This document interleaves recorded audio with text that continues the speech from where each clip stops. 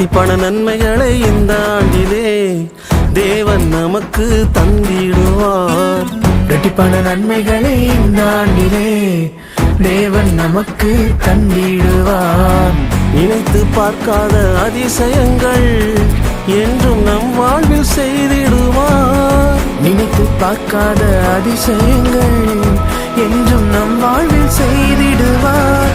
வருஷத்தை நன்மையால் முடிசூட்டுவார், பாதை நெய்யாய் பொழியச் செய்வார். வருஷத்தை நன்மையால் முடிசூட்டுவார், பாதை நெய்யால் பொழியச் செய்வார்.